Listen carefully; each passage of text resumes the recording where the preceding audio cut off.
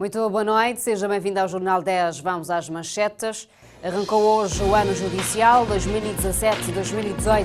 Conselho de Ministros aprova linha de crédito de 50 mil contos para apoiar agricultores e criadores de gado. Comemora-se hoje o Dia Internacional da Reserva da Biosfera. Moçambique elimina gasóleo com elevado teor de enxofre. 12 mortos em protestos eleitorais no Quênia, aponta relatório. Igreja Católica saúda a chegada de mais capacetes azuis à República Centro-Africana.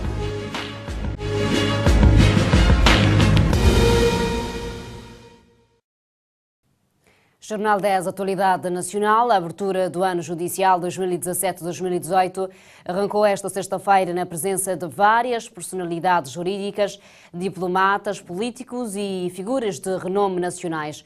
A bastonária da Ordem dos Advogados, Sofia Oliveira, apela a maior parceria do Estado. O Procurador-Geral da República, Óscar Tavares, defende uma maior estrutura governativa do Ministério Público. Por seu turno, o Presidente da Magistratura Judicial garante que o Estado da Justiça está longe da crise.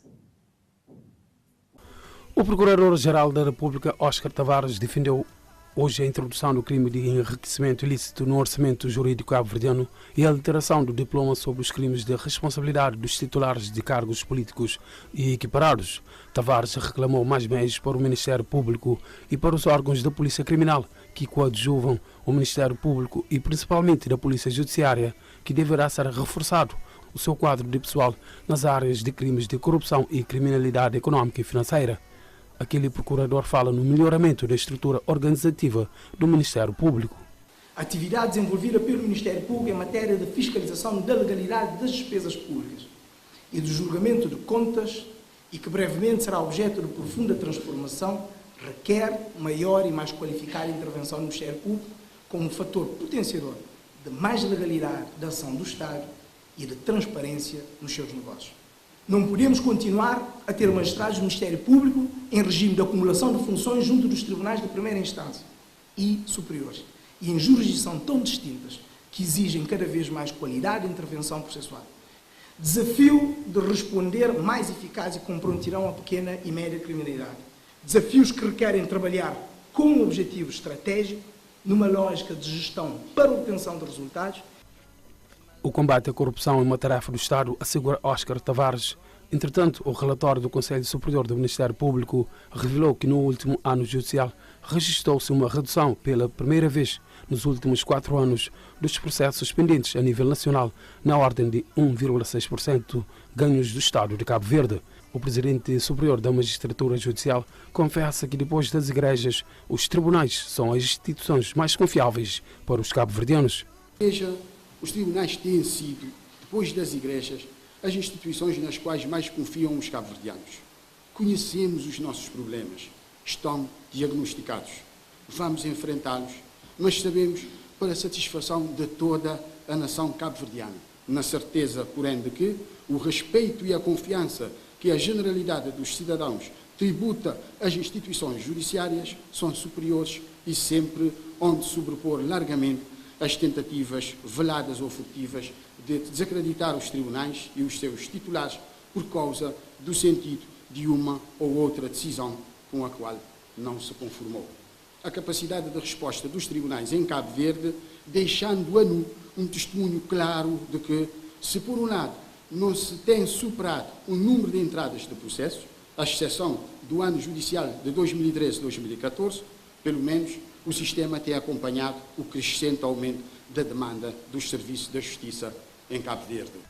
A Presidente do Supremo Tribunal de Justiça, Maria de Fátima Coronel, reconheceu as insatisfações legítimas em relação à morosidade, considerando que são precisas reformas e modernização do setor da justiça, com a introdução de políticas coerentes, eficazes e uma radiografia nos pendentes, mas, no entanto, fala no bom desempenho dos magistrados. Ninguém mais do que os próprios magistrados poderá querer ver a justiça funcionar da melhor forma e a ser motivo do maior apreço por parte dos cidadãos.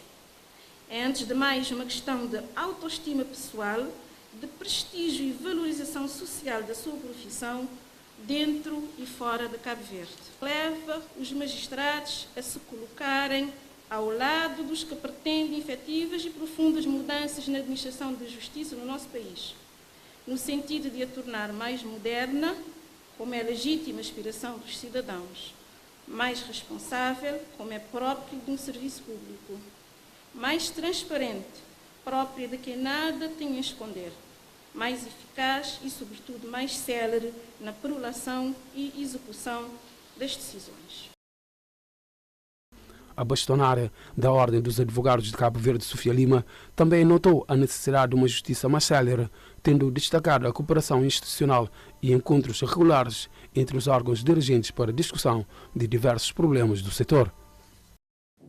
O Presidente da República, Jorge Carlos Fonseca, no ato de abertura do ano judicial, disse que o setor da justiça sempre tem merecido devido respeito e consideração e que os seus problemas não advirão de uma postura intolerante e negativa que pretende abalar os alicerces da sua credibilidade.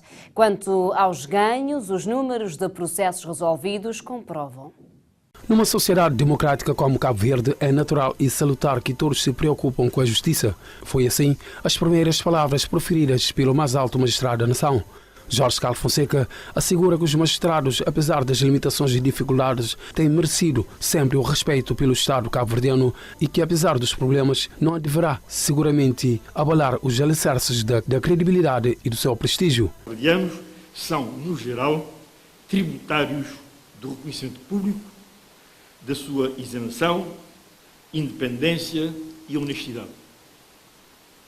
Na verdade, ainda que muito haja por fazer para a elevação da qualidade das decisões e da sua fundamentação e para incremento da produtividade, tais circunstâncias não podem toldar de tal forma a nossa capacidade crítica ao ponto de não reconhecermos a existência de um sistema judicial que funciona no essencial em conformidade com os parâmetros básicos que num Estado de Direito enquadram a atividade desses órgãos de soberania.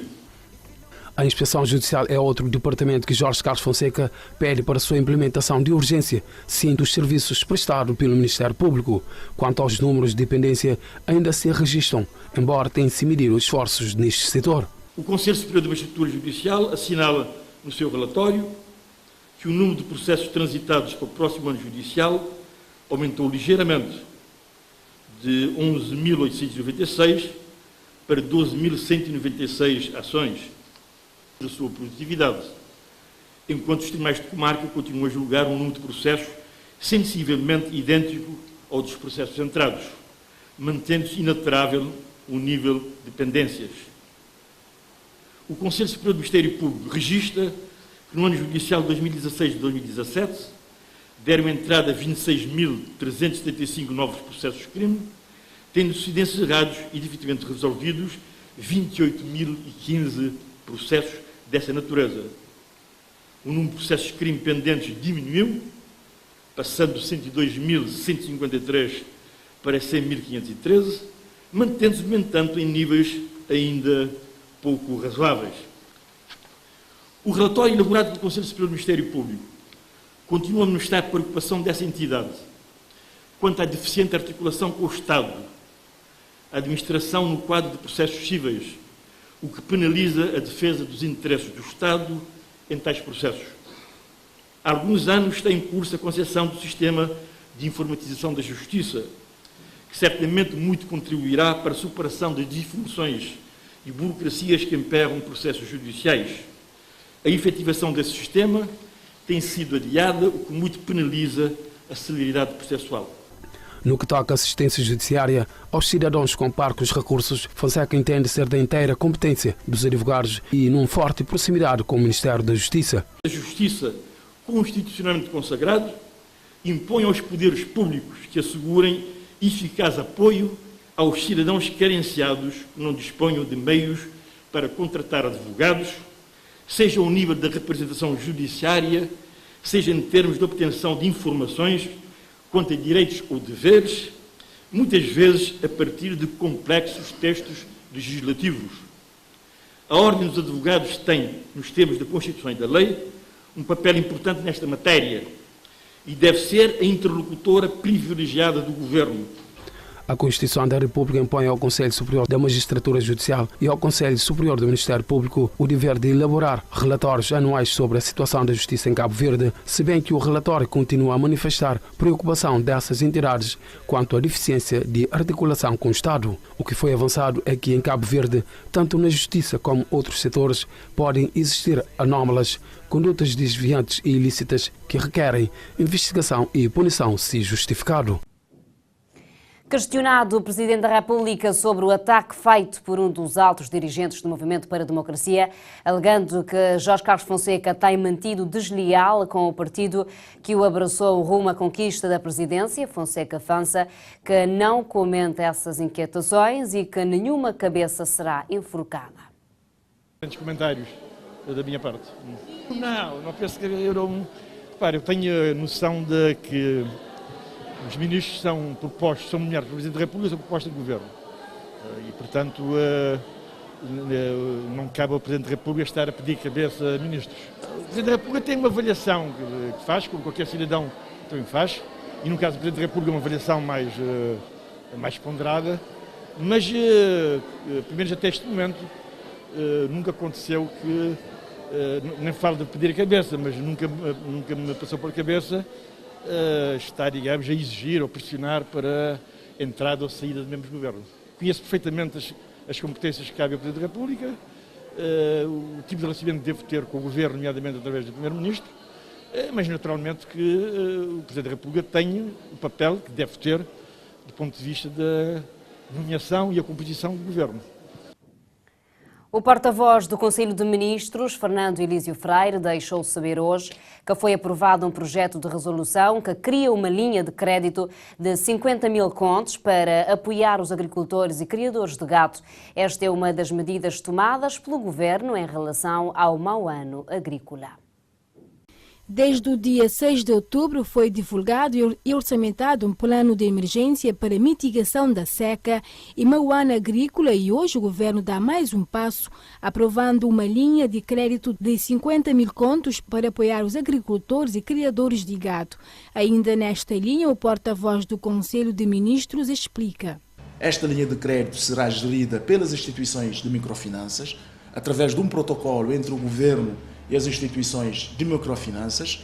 A grande novidade será sem juros, terá um prazo de carência maior, ou seja, para os agricultores terá um prazo de carência entre 3 a 6 meses, para os criadores de gados de 6 a 9 meses, ou seja, quem se dedica à agricultura de gota a gota terá um período de carência de 3 a 6 meses, para os criadores de gado, que é os alimentos para a pasto dos animais, terá um período de carência de 6 a 9 meses.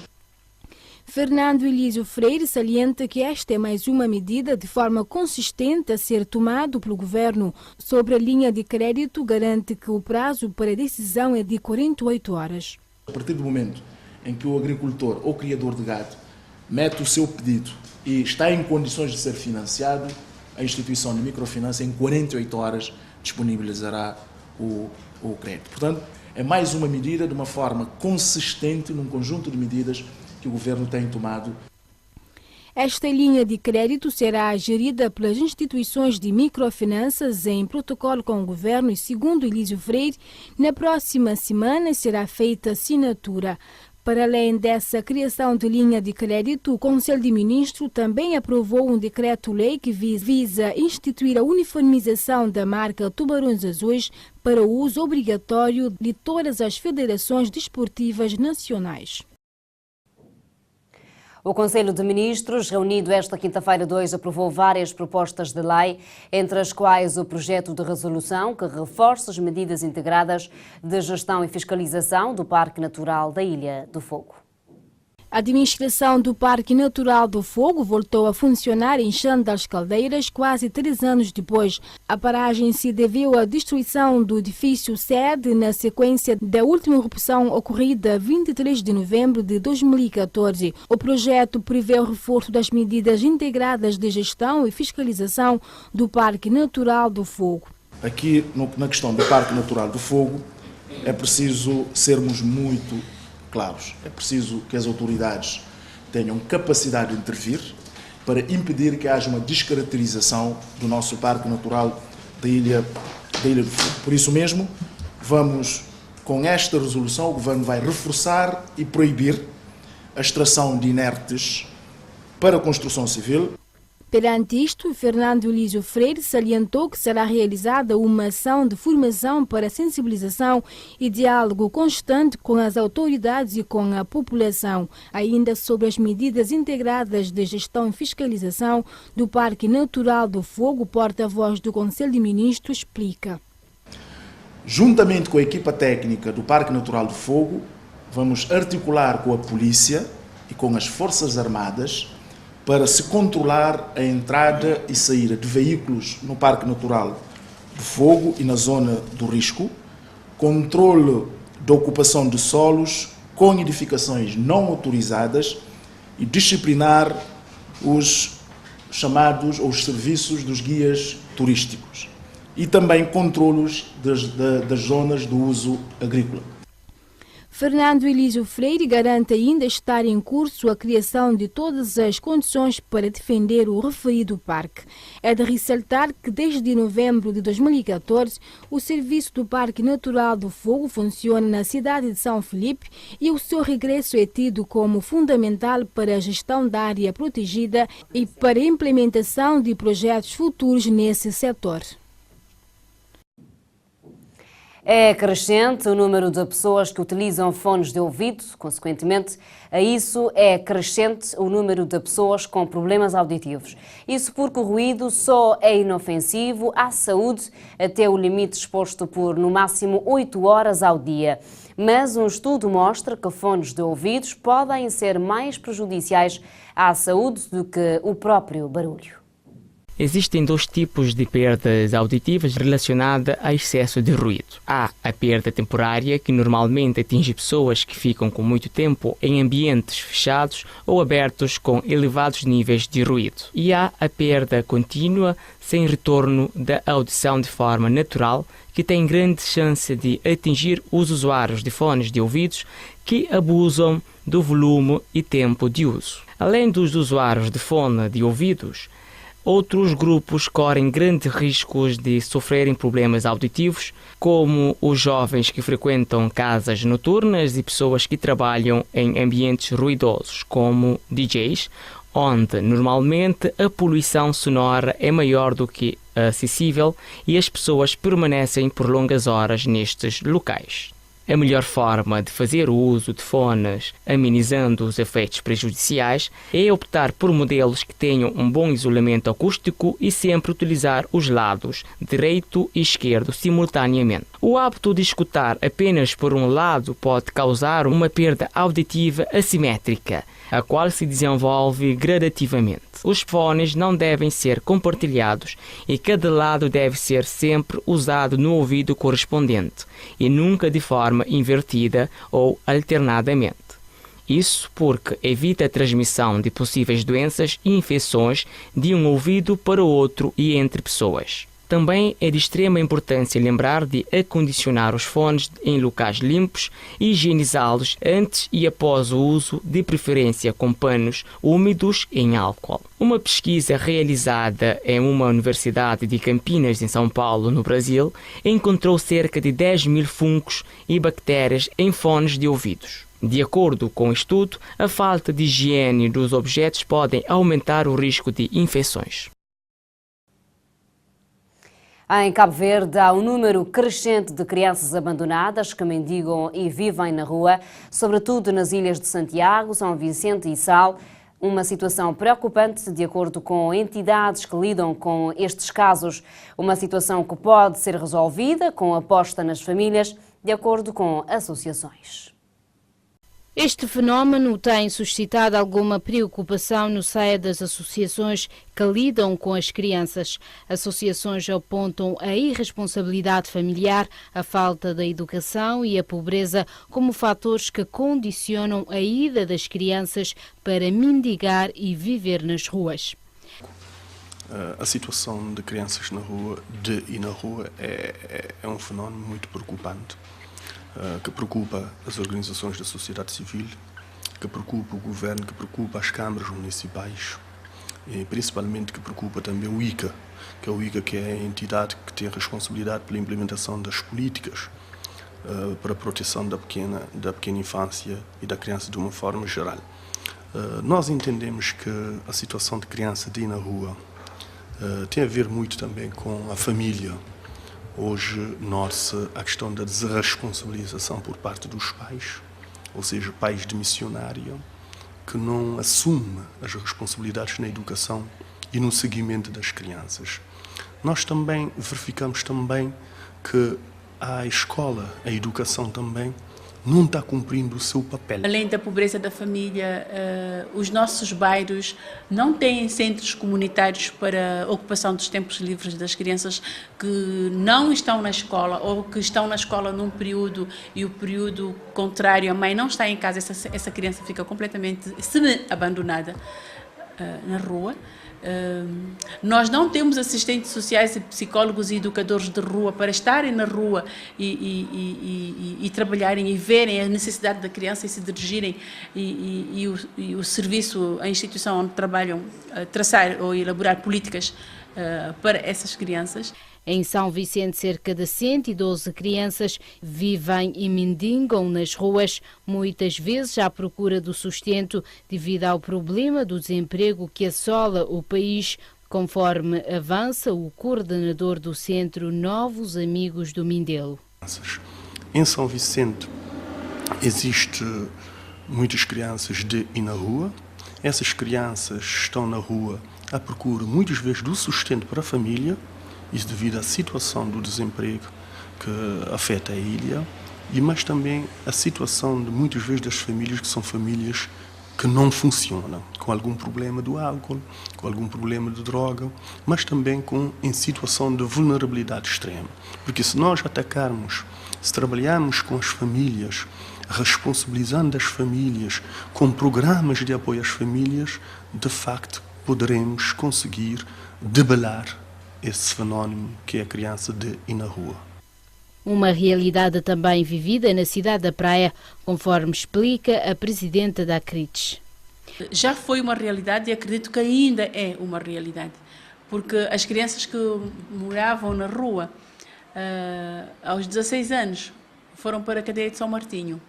E eu acredito que outras crianças estão na rua, porque nós temos muitas crianças que passam o dia na rua. Basta ir ao Sucupira para ver as crianças que guardam bidões, tiram e guardam bidões. Portanto, temos sim. Agora, o estudo é preciso ser feito para termos o conhecimento real da situação.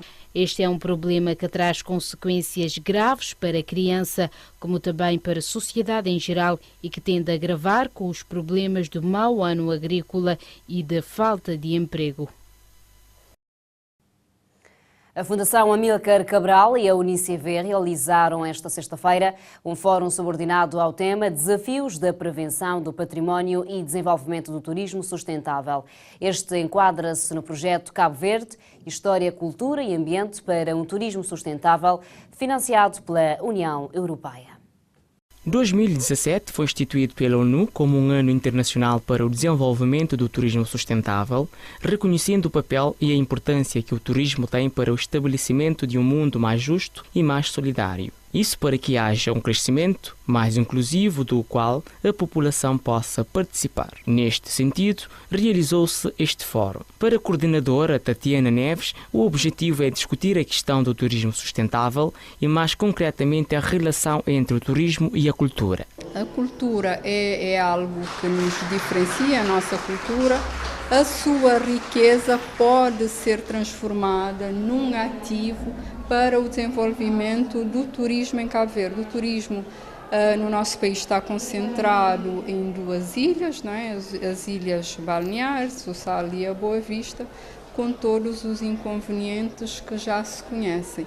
E nós o que pretendemos fazer é dar um contributo para reverter este quadro, não é? Para que nós possamos também ter turismo nas outras ilhas, para que as comunidades das outras ilhas, designadamente as comunidades rurais, possam beneficiar da atividade turística.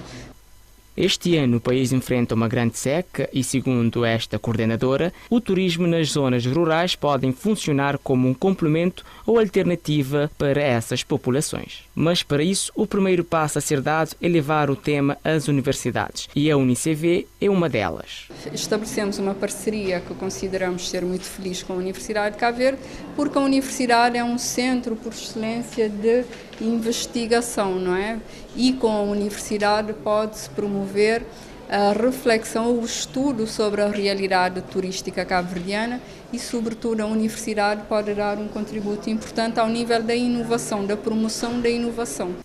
Desta forma, para a Universidade de Cabo Verde, esta parceria só traz ganhos, não só na divulgação desta problemática, mas com a percepção de que a academia pode fazer mais em prol da cultura e turismo sustentável. Lourenço Gomes, em representação da UNICV, diz que o mais importante é consciencializar quem quer que seja que o turismo não abranja somente em sol e praia.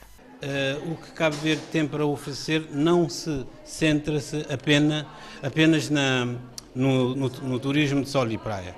Pode-se aproveitar numa perspectiva de desenvolvimento o turismo de cultura, o turismo de história, onde se pode também tirar algum proveito económico do tipo de oferta que nós temos aqui em Cabo Verde. Falta, em primeiro lugar, a gente tomar consciência que nós temos atrativos neste domínio. E é preciso trabalhar os atrativos, é preciso formar gente para trabalhar esses atrativos, constituir roteiros turístico-culturais, atrair turistas para este tipo de atrativo. Porque, se reparar, os turistas têm procurado Cabo Verde mais à procura do turismo de sol e praia. Acrescenta ainda que as vivências, as tradições, a gastronomia e, o mais importante, a sua história podem interessar os turistas nacionais e estrangeiros. Em Cabo Verde, são poucas as pessoas que preferem conhecer as ilhas. E os turistas estrangeiros conhecem melhor as ilhas desse arquipélago do que os seus próprios nativos. Comemora-se hoje o Dia Internacional da Reserva da Biosfera, um instrumento de conservação que favorece a descoberta de soluções para problemas como o desmatamento das florestas tropicais, a desertificação, a poluição atmosférica, o efeito estufa e entre outros. Cada reserva da biosfera é uma coleção representativa dos ecossistemas característicos da região onde se estabelece. Terrestres ou marinha, busca otimizar a convivência homem e natureza em projetos que se norteiam pela preservação dos ambientes significativos, pela convivência com áreas que lhes são vizinhas e pelo uso sustentável de seus recursos. A reserva privilegia o uso sustentável dos recursos naturais nas áreas protegidas e tem por objetivo promover o conhecimento, a prática e os valores humanos para implementar as relações entre as populações e o meio ambiente em todo o planeta. Criadas pela Unesco em 1972, as reservas da biosfera são espalhadas hoje por 110 países. Tem a sua sustentação no programa O Homem e a Biosfera da Unesco, desenvolvido com o Programa das Nações Unidas para o Meio Ambiente, com a União Internacional para a Conservação da Natureza e com agências internacionais de desenvolvimento. É de realçar que as reservas da biosfera é o principal instrumento do programa MAB e compõe uma rede mundial de áreas que tem por finalidade a conservação do património natural e cultural e a promoção do desenvolvimento sustentável. Seguimos agora com a reportagem da semana. O consumo do álcool tem aumentado cada vez mais no país, sobretudo na camada mais jovem. O álcool é uma das drogas mais consumidas em Cabo Verde e atualmente tem estado na ordem do dia com várias ações de sensibilização e campanhas por parte de algumas instituições. Entretanto, a população, mesmo informada sobre os riscos do consumo abusivo do álcool, insiste nesta prática.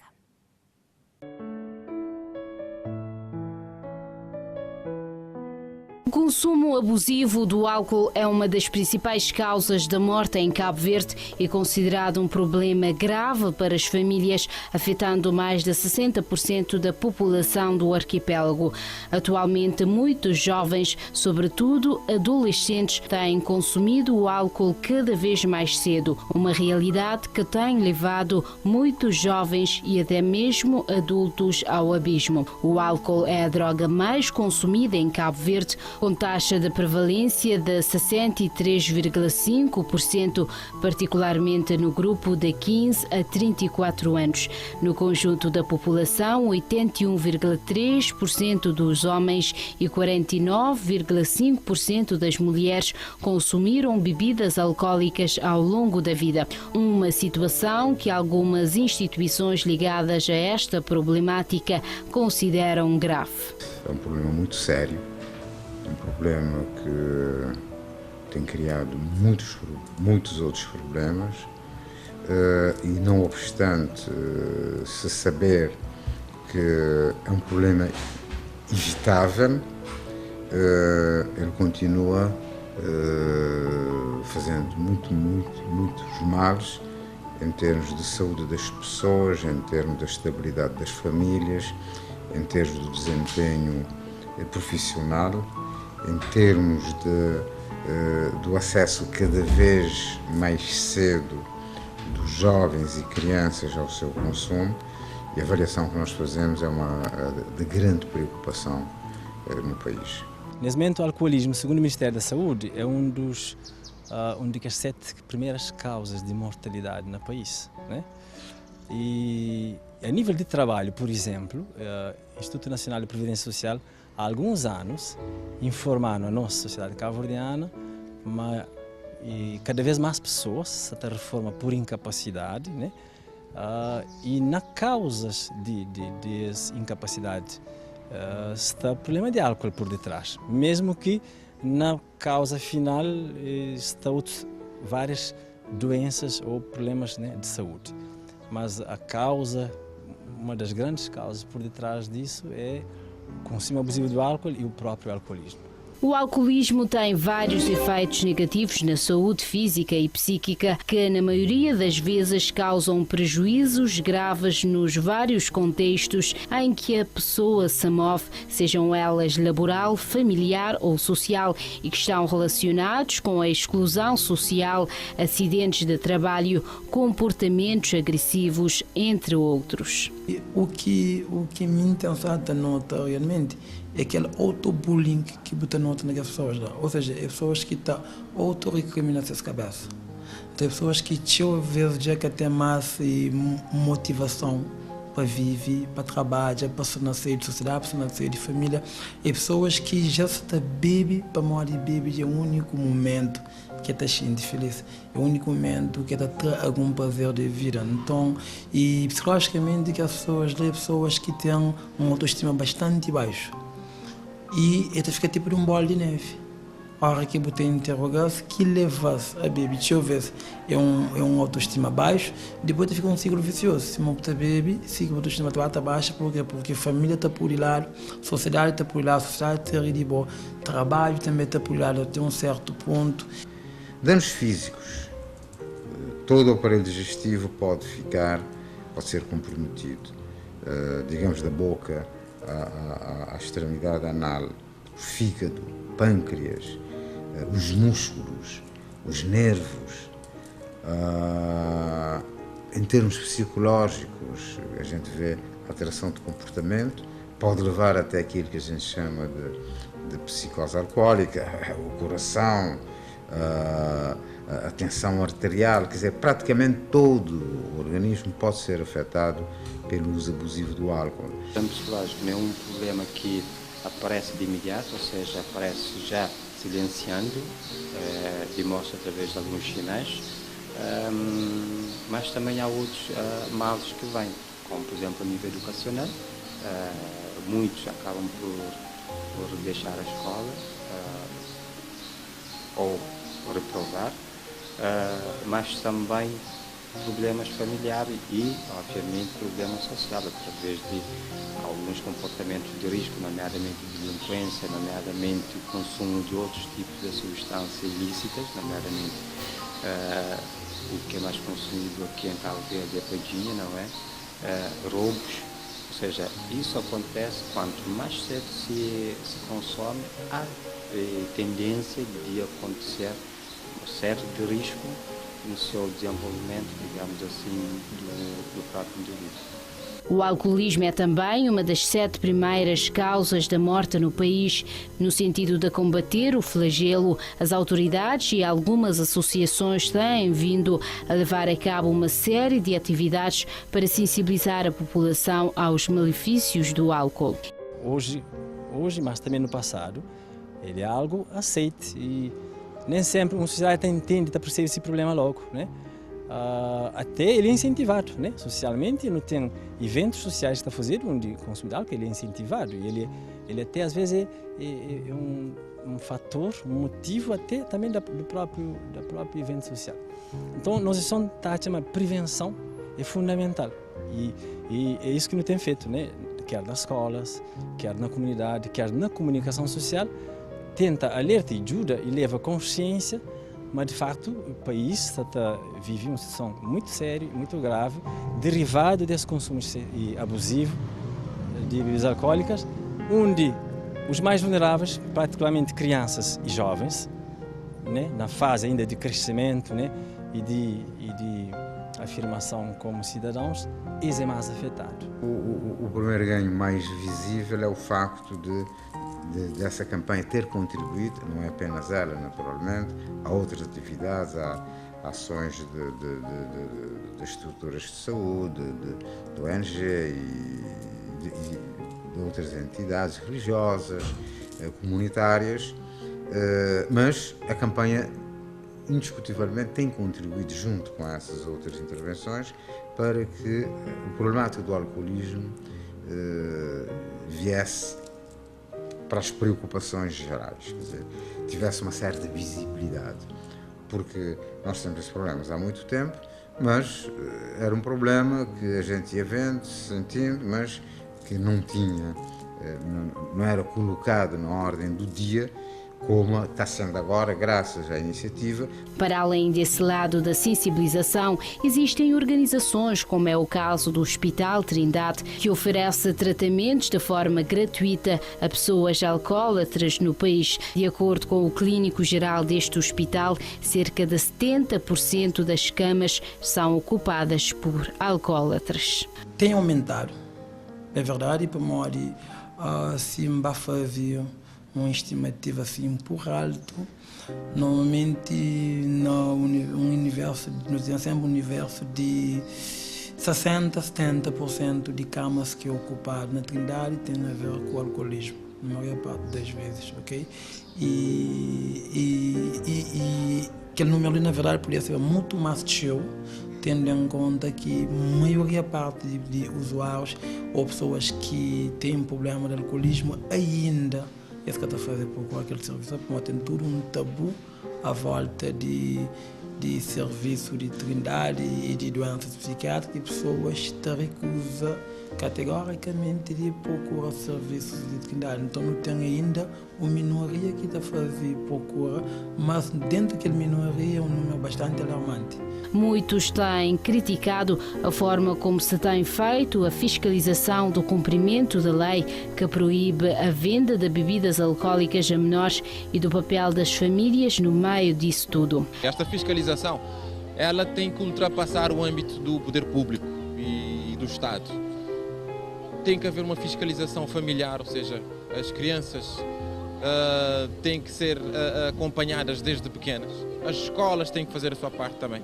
A comunidade tem que fazer a sua parte e depois as leis precisam ser acompanhadas, o seu cumprimento, principalmente pelos estabelecimentos comerciais que têm feito alguma venda a estas crianças. Ou seja, é um sistema que tem que funcionar e infelizmente tem havido alguns a cumprirem e outros a não cumprirem. E os que não estão a cumprir são a maioria e é por isso que temos esse consumo exacerbado do consumo de álcool, principalmente nos jovens. A realização dos festivais também tem sido criticada pelas pessoas e pela população e até mesmo pelas entidades maiores. O Governo e as câmaras municipais têm que traçar prioridades. E a prioridade não pode ser satisfazer os pedidos das redes sociais por artistas e por festas que simplesmente acabam por terminar em um número imenso de jovens bêbados nas ruas, a provocar violência, provocar mal-estar nas comunidades. Relativamente às ilhas do país, a percentagem de pessoas com experiência de consumo de bebidas alcoólicas é mais elevada em São Vicente, valor acima do normal, com 63,5%.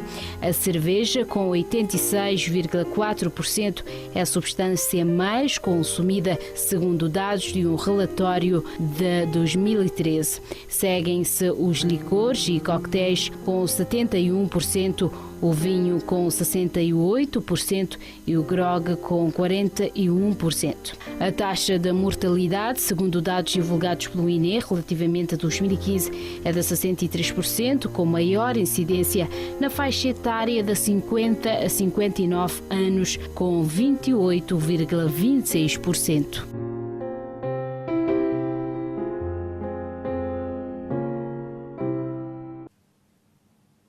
Depois da reportagem, vamos à África através das manchetes.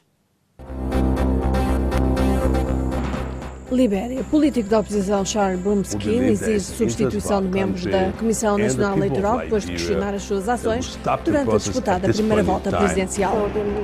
África do Sul, acusadores defendem que o atleta paralímpico Oscar Pistorius deveria servir mais 9 anos de prisão depois de considerado culpado da morte da namorada em 2013. A Costa do Marfim começou a funcionar a central hidroelétrica do Sul, aumentando a produção de eletricidade no país em 10%, fornecendo também eletricidade aos vizinhos de Libéria, Guiné e Serra Leoa. Mediterrâneo. Médicos Sem Fronteiras resgatam cerca de 600 pessoas que tentavam atravessar o Mediterrâneo em barcos de borracha a partir da Líbia. Egito. Cientistas usando dispositivo de imagiologia com base em raios idênticos aos raios-x detectam câmara vazia 30 metros dentro da grande pirâmide de Gizé.